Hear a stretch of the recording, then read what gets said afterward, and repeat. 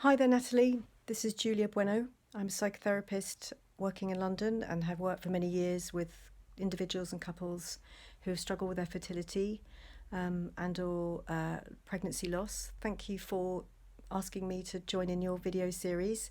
This is my debut selfie. Never done one before, so bear with me. You asked me to think about three questions, the first of which was about the fertility industry. Is it where it should be? I should say, first off, I don't really like the word industry. I find it a jarring word in conjunction with something that's so kind of profound and important and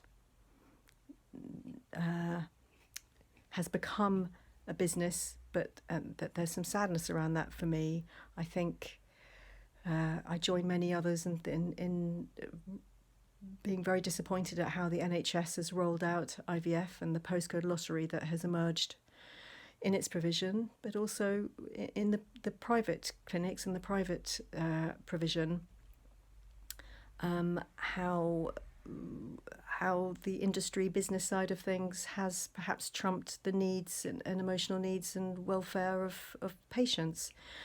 I struggle to understand the pricing of IVF treatments, given I know, I'm pretty sure, that how much cheaper it can be delivered. So no, I don't think the industry is where it should be. And there are some wonderful voices out there campaigning on behalf of those thoughts. My second question to consider was three people who've inspired me along the way. Given that I've been sort of caught up with the rest of us in the 40th anniversary of IVF recently, I suppose I'd have to think of Steptoe and Edwards, that couple, those brilliant minds who came together 40 years ago to invent IVF, and that was a very courageous and brilliant decision at the time. Courageous because it was up against some of the kind of culture mores, and well done them. Second, I'm going to cheat a bit because I think the second person is sort of blends into an organisation. Ruth Bender-Attic, who is the National Director of the Miscarriage Association, was enormously helpful, and indeed the organisation itself has been a part of my life over the past 15 years, and I think they do a fantastic job, an inspiring job, and for a very small charity, they have achieved huge amounts and continue to, and are navigated by a very inspiring lady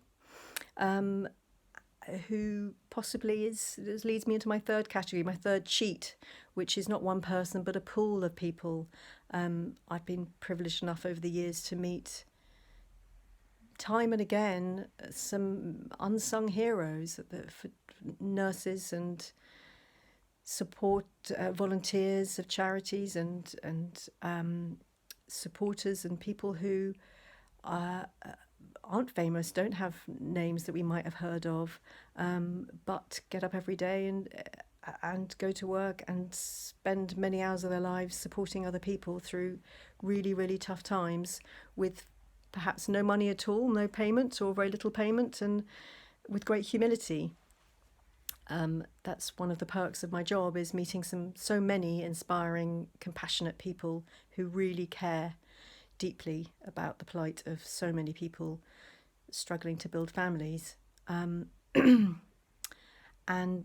yeah, my third question to consider was around a piece of advice that may have stuck with me. I'm breaking all the rules because I haven't really got one, I think, because there have been quite a few, and I guess I've been conscious of the fact that through my own work, what I've learned is that a piece of advice for one person may not land so softly on another.